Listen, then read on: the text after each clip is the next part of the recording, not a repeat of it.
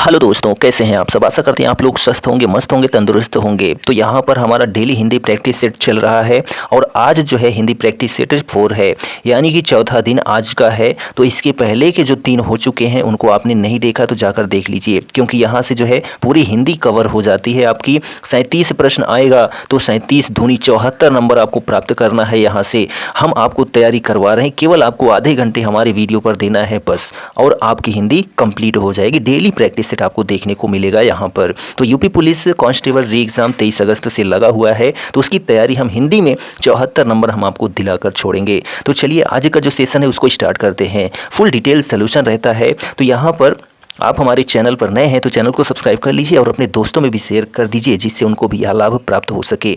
पहला प्रश्न है कि नवरत्न शब्द में कौन सा समास है। नवरत्न, तो यहाँ पर ऑप्शन है द्विगु समास, अव्ययी भाव समास, कर्मधारय समास या फिर जो है बहुव्रीहि समास। तो जो नवरत्न है इसमें आप क्या देख रहे हैं, नव लिखा गया। नव का मतलब ये संख्या जो 9 होती है, और जिसमें भी प्रथम पद जो होता है संख्यावाची होता है उसमें द्विगु समास होता है। कौन सा समास होता है, तो द्विगु समास होता है। नवरत्न, ठीक है। चौराहा, नवरात्रि होता है, ठीक है। और जो तिराहा होता है, चाहे जो भी हों ऐसी संख्याएं जो संख्या को प्रदर्शित करें वो द्विगु समास होगा। अव्ययी भाव समास क्या होता है, इसमें पूर्व पद प्रधान होता है। पूर्व पद प्रधान और अव्यय होता है, वह अव्ययी भाव समास होता है। जैसे प्रतिदिन, प्रत्येक, सपरिवार, ठीक है, ये अव्ययी भाव समास है। कर्मधारय समास क्या होता है, तो कर्मधारय समास में जो है उत्तर पद प्रधान होता है। क्या प्रधान होता है, तो उत्तर पद प्रधान होता है, यानी जो बाद का पद होता है, ठीक है। जैसे नील कमल, तो यहाँ पर जो कमल है वो कैसा है, तो नीला है, तो कमल यहाँ पर प्रधान है, ठीक है।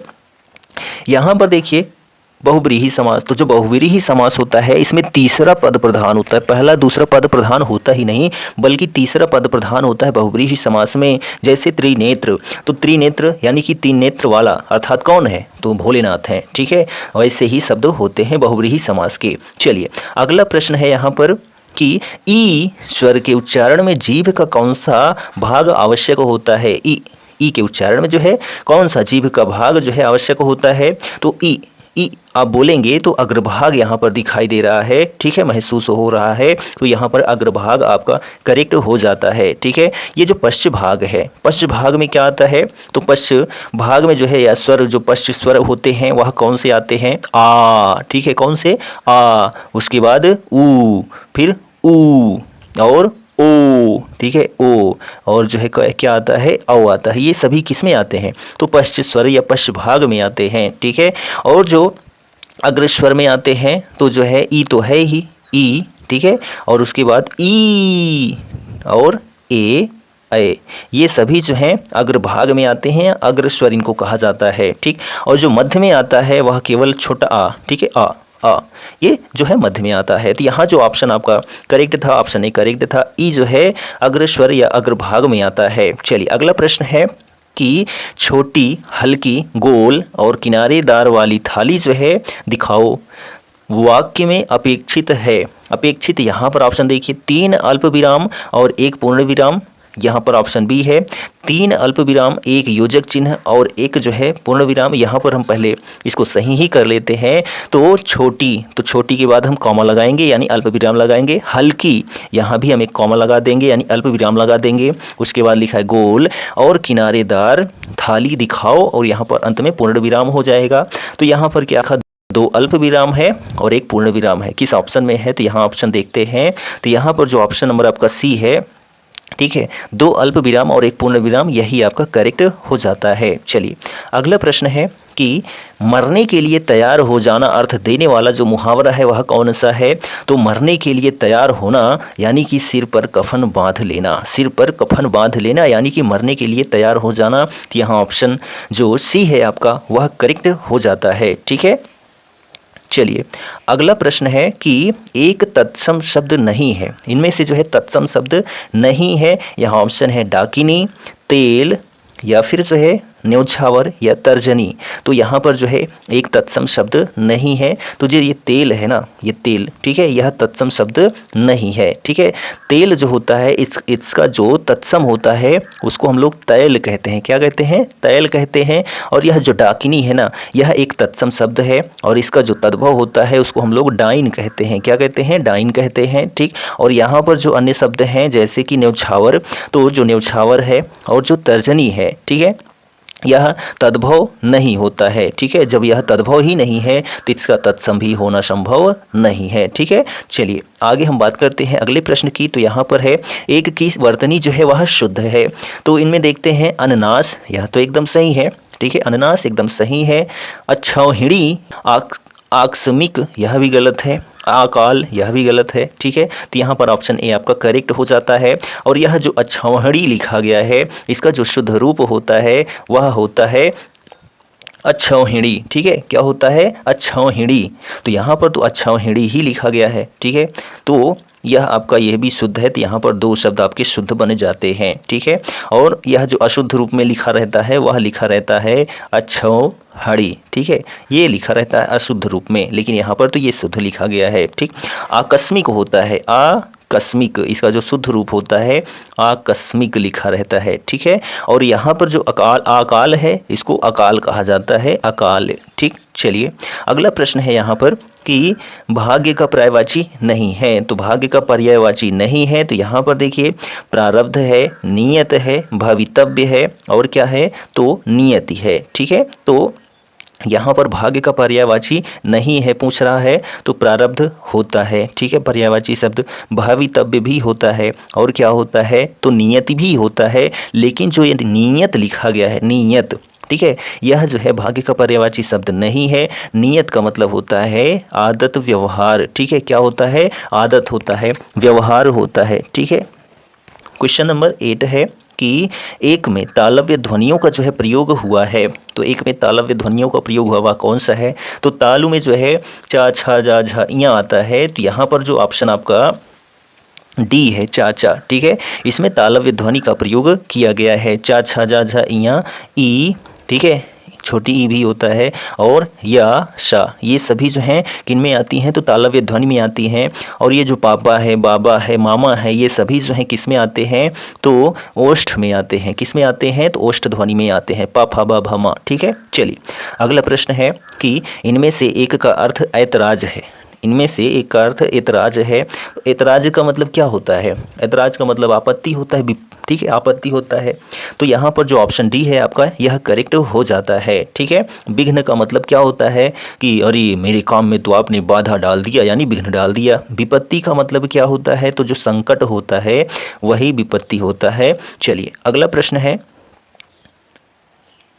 बहुवचन की दृष्टि से एक वाक्य शुद्ध है। तो यहाँ पर बहुवचन की दृष्टि से एक वाक्य शुद्ध है। तो देखिए चिड़िया उड़ गईं गलत है, चिड़िये उड़ गईं गलत है। ठीक है, चिड़ियाएँ उड़ गईं ये भी गलत है, चिड़ियाँ उड़ गईं यह एकदम सही है। तो ऑप्शन डी आपका करेक्ट हो जाता है। अगला प्रश्न है, निम्नलिखित में से जो है एक सूर्य का पर्यायवाची है।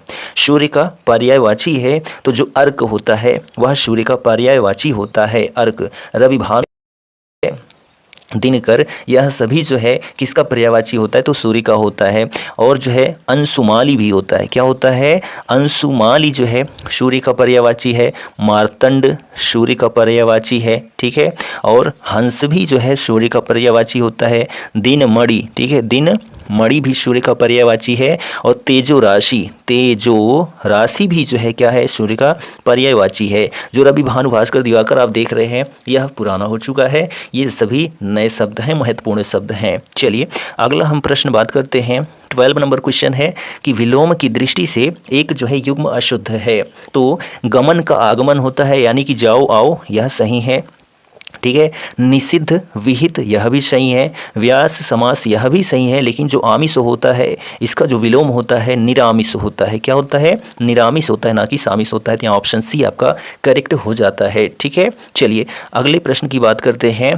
13 नंबर क्वेश्चन है, एक वाक्य में अपादान कारक का प्रयोग हुआ है। एक वाक्य में अपादान कारक का प्रयोग हुआ है। अपादान में क्या होता है?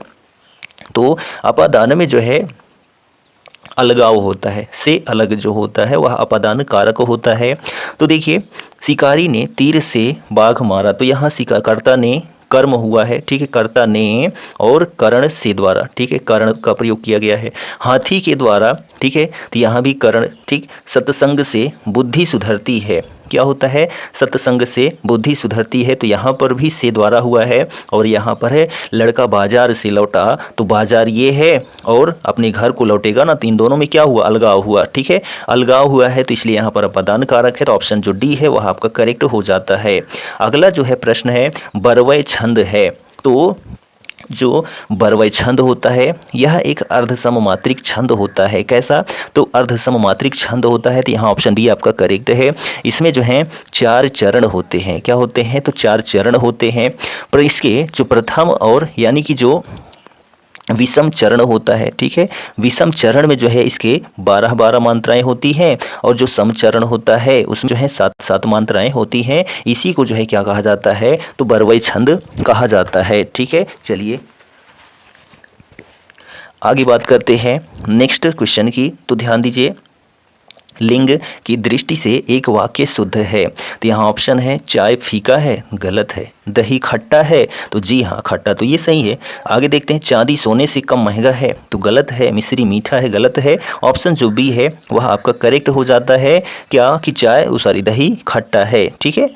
चलिए अगला प्रश्न है कि वीर रस का स्थायी भाव क्या होता है। तो वीर रस का अस्थाई भाव जो होता है उत्साह होता है। क्रोध जो होता है वह किसका होता है, तो रौद्र रस का स्थायी भाव होता है क्रोध, ठीक है। वीर रस का स्थायी भाव क्या होता है, तो उत्साह होता है, तो यहाँ ऑप्शन डी आपका करेक्ट हो जाता है। भय जो है यह भयानक रस का स्थायी भाव होता है, ठीक है। साहस, चलिए अगला प्रश्न देखिए 70 नंबर है कि राम रोटी नहीं खाता है, इस वाक्य का कर्मवाच्य रूप क्या होगा। कर्मवाच्य क्या होगा, तो यहाँ पर ऑप्शन देखिए, राम से रोटी खाए जाते हैं, गलत है। यहाँ पर निगेटिव है तो निगेटिव ही होना चाहिए। राम ने रोटी खाई, गलत है। राम रोटी खाएगी, गलत है। राम से रोटी नहीं खाई जाती है, यही ऑप्शन आपका डी जो है वह सही है। चलिए अगला प्रश्न है कि राम दूत अतुलित बलधामा अंजनी पुत्र पवन सुतनामा, ठीक है। इनमें जो है कितनी मात्राएं हैं, मात्रा गिननी है, तो अगर जो है छंद भी पूछता तो आप बता सकते थे मात्रा गिनने के बाद।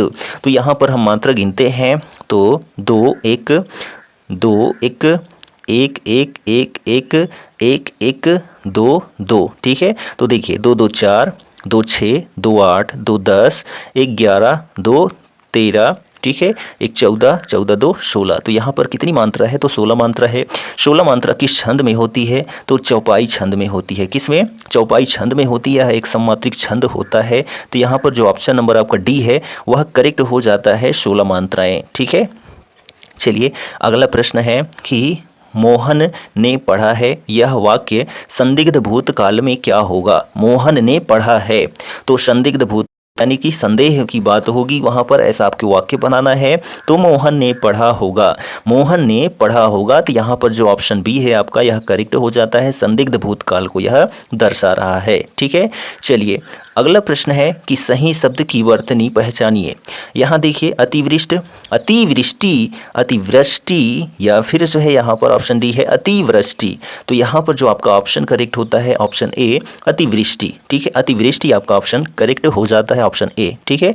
चलिए अगला प्रश्न है कि किस शब्द में विसर्ग संधि है, किस शब्द में विसर्ग संधि है। तो यहाँ पर ऑप्शन देखिए विसर्ग यानी कि जो है जो आपका ये विसर्ग है आह की मात्रा, ये आपको दिखाई देगा। तो यहाँ पर देखिए अहम, तो यहाँ तो विसर्ग है ही नहीं, हिम नहीं है, दुह यहाँ पर है, तो यहाँ पर जो है विसर्ग संधि है किसमें, दुष्कर में। तो जब हम इसको जो है अलग करेंगे यानी संधि विच्छेद करेंगे तो दुह प्लस कर दुष्कर होता है, और इसमें जो है विसर्ग संधि है, ठीक है। और यहाँ पर जो अहम है, अहम प्लस कार तो अहंकार होगा। तो इसमें जो है कौन सी संधि है, तो व्यंजन संधि है। हमने आपको बता दिया है कि पहला शब्द है उसके अंत में यदि हलंत लगा रहे संधि विच्छेद करने पर वहाँ पर जो है व्यंजन संधि होता है। हिम प्लस आलय, तो यहाँ पर आ प्लस आ बन गया है, तो इसलिए यहाँ दीर्घ स्वर संधि है। उल्लास, तो उत प्लस लास होता है, तो यहाँ भी जो है कौन सी संधि है, तो व्यंजन संधि है। चलिए अगला प्रश्न है कि रस गंधर्व नाटक के रचनाकार कौन हैं?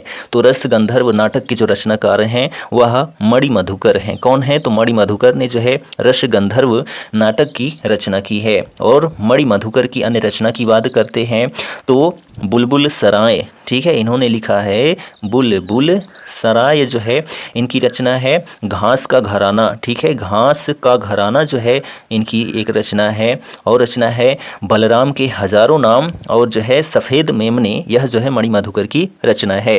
मोहन राकेश की रचना की बात करते हैं तो जो मोहन राकेश की रचनाएं हैं, मोस्ट इंपॉर्टेंट रचना है लहरों के राजहंस, ठीक है, क्या?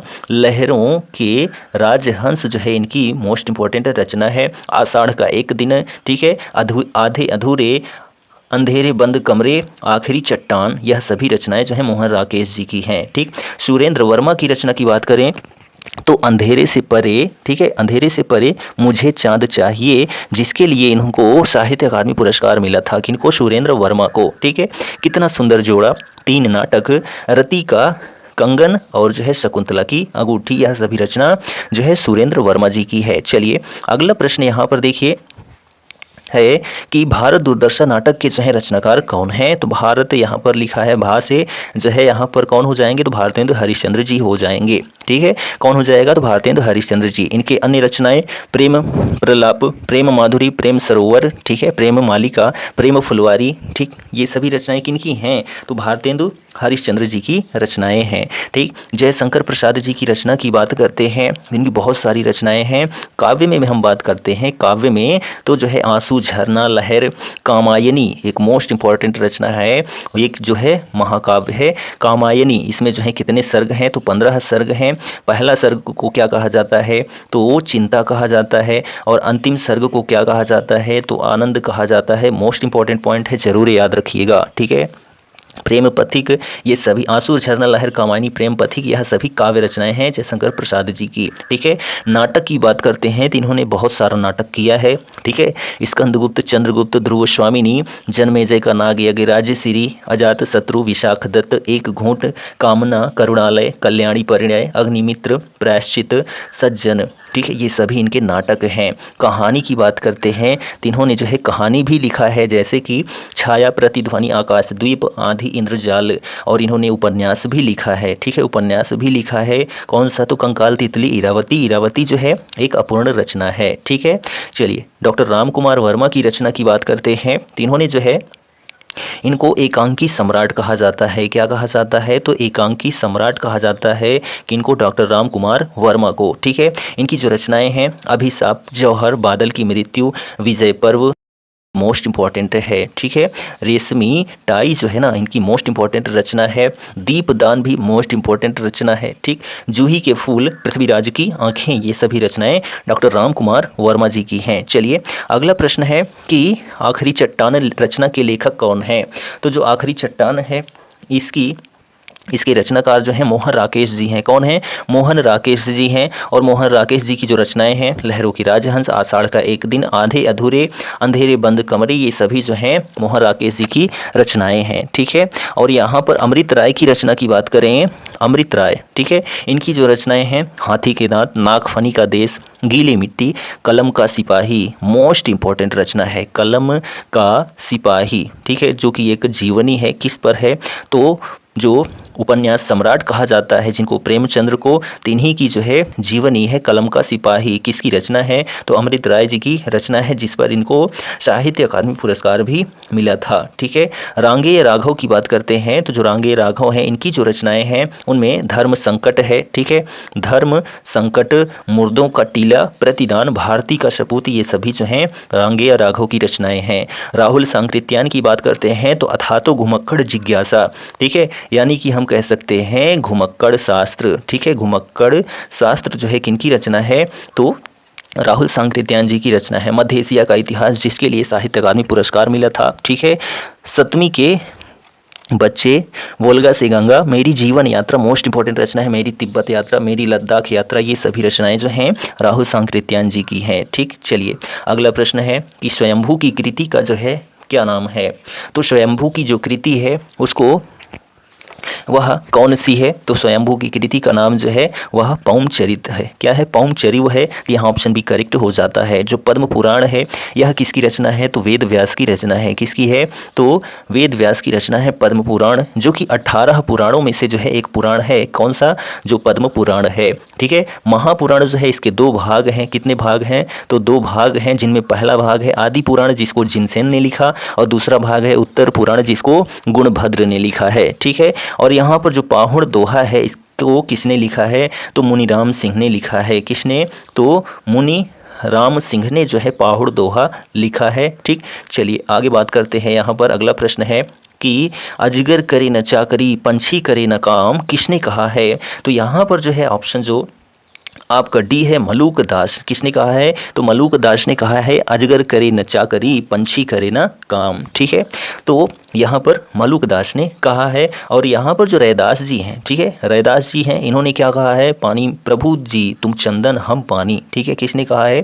तो रैदास जी ने कहा है। ठीक। अगला प्रश्न है कि तत्सम तद्भव शब्दों के युग्म में से कौन सा जो है त्रुटिपूर्ण है? ठीक। जो यहाँ पर तत्सम तद्भव शब्द दिया गया है इनमें एक ऐसा है जो त्रुटिपूर्ण है। वह कौन सा? ऑप्शन आपका करेक्ट हो जाता है। तो क्षीर का खीर होता है, यह एकदम सही है। ठीक है।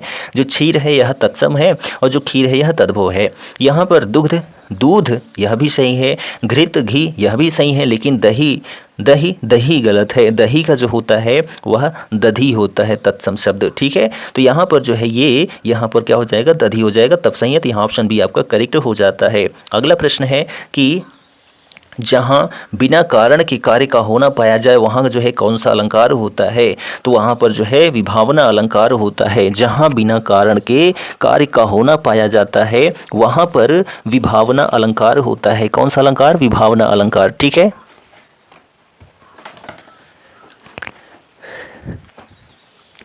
चलिए अगला प्रश्न देखते हैं। तो यहाँ पर देखिए 29 नंबर क्वेश्चन है कि संयुक्त क्रिया किसे कहते हैं? तो संयुक्त क्रिया किसे कहते हैं? तो यहाँ पर ऑप्शन देखिए, जब 2 या 2 से अधिक क्रियाएं मिलकर किसी पूर्ण क्रिया का बोध कराती हैं तो वहाँ पर जो है संयुक्त क्रिया होती है। तो ऑप्शन नंबर ए ही आपका सही हो जाता है। जब 2 या 2 से अधिक क्रियाएं मिलकर किसी पूर्ण क्रिया का बोध कराती हैं तो उसी को जो है संयुक्त क्रिया कहा जाता है। जहां कर्ता कार्य को स्वयं न करके किसी के द्वारा करता है, किसी दूसरे से करवाता है, तो उसको जो है क्या कहा जाता है? प्रेरणार्थक क्रिया कहा जाता है। क्या कहा जाता है? प्रेरणार्थक क्रिया कहा जाता है। जब कर्ता जो है कार्य को स्वयं न करके किसी दूसरे से करवाता है तो। ठीक है। चलिए अगला प्रश्न यहाँ पर देखिए, विस्मय कौन सा भाव है? तो यहाँ पर ऑप्शन है संचारी, अस्थाई, विभाव या फिर जो है अनुभाव। तो जो विस्मय होता है वह एक अस्थाई भाव होता है। क्या होता है? अस्थाई भाव होता है विस्मय। ठीक है। जिसको हम आश्चर्य भी कहते हैं। ठीक है। आश्चर्य भी कहा जाता है। अद्भुत रस का अस्थाई भाव होता है विस्मय। चलिए अगला प्रश्न देखिए, यहाँ पर 31 नंबर है। इनमें से जो है अनिश्चयवाचक सर्वनाम कौन सा है? तो अनिश्चयवाचक सर्वनाम पूछ रहा है। तो जो अनिश्चयवाचक सर्वनाम इनमें से है वह है कोई। ठीक है। कौन सा है? तो कोई है। क्यों है? तो यहाँ पर जो है कोई का मतलब यह है निश्चित नहीं है कि कौन है। यहाँ पर जो कौन है यह क्या है? तो यह प्रश्नवाचक सर्वनाम है। कैसा है? तो प्रश्नवाचक सर्वनाम है।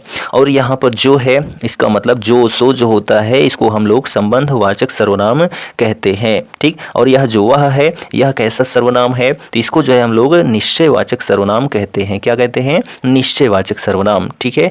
चलिए अगला प्रश्न है कि शक्ति से बनने वाला विशेषण क्या होता है? तो उसको जो है हम लोग शाक्त कहते हैं। क्या कहते हैं? शाक्त कहते हैं। जो शक्ति से बनने वाला विशेषण होता है। ठीक है। और जो शक्ति है यह एक भाववाचक संज्ञा होती है। क्या होती है? भाववाचक संज्ञा, पावर जिसको कहते हैं। चलिए यहाँ पर देखिए गद्यांश दिया गया है कि भारत एक विशाल देश है। वर्षों की पराधीनता के बाद इसे स्वाधीनता प्राप्त हुई, फिर यह गणतंत्र बना। इसकी उन्नति के लिए भारत के युवकों को अपना तन मन और धन लगाना होगा। भारत के लोगों को विश्व की विदूषित भावनाओं से अलग रहकर प्रेम, एकता और बंधुत्व की भावना को सबल बनाना होगा। तो चलिए यहाँ पर प्रश्न देखिए क्या पूछा गया है। विशाल निम्नलिखित में से जो है क्या है? तो जो विशाल है बड़ा, ठीक है, बिगेस्ट, यानी कि यह एक विशेषण है। क्या है? यह एक विशेषण है। क्या? जो विशाल है। ठीक है, चलिए अगला प्रश्न है यहाँ पर कि यह निम्नलिखित में से क्या है? तो यह जो है निम्नलिखित में से एक सर्वनाम है। क्या है? सर्वनाम है। दिस जिसको बोलते हैं, ठीक है, दिस। तो यह एक सर्वनाम है, तो ऑप्शन बी आपका करेक्ट है। अगला प्रश्न है कि युवकों निम्नलिखित में से जो है क्या है?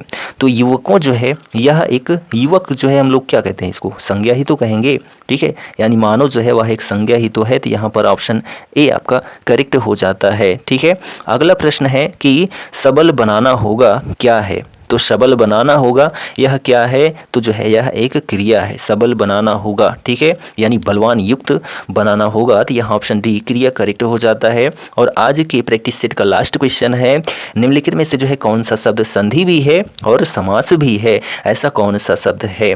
तो यहाँ पर महान है जो जन, उसको महाजन कहते हैं, यानी कि यहाँ कर्मधारय समास है। नीलकंठ यानी कि नीला है कंठ जिसका, यह जो है बहुब्रीहि समास को दिखा रहा है। ठीक है, चलिए, और यहाँ पर देखिए पंचानन, तो पंच प्लस आनन होता है। क्या होता है? पंच प्लस आनन होता है। तो यहाँ आ प्लस आ इक्वल टू बड़ा आ आता है। तो यहाँ पर दीर्घ स्वर संधि है। और पंच आनन जो है यानी 5 हैं जो है अंग, जिसके वह जो है किसको दिखा रहा है? तो बहुब्रीहि समास को दिखा रहा है। तो यहाँ पर जो ऑप्शन सी है आपका करेक्ट हो जाता है। यह सेशन आपको कैसा लगा कमेंट जरूर करें, और चैनल पर नए हैं तो चैनल को सब्सक्राइब भी कर लें। हम मिलेंगे नेक्स्ट वीडियो में।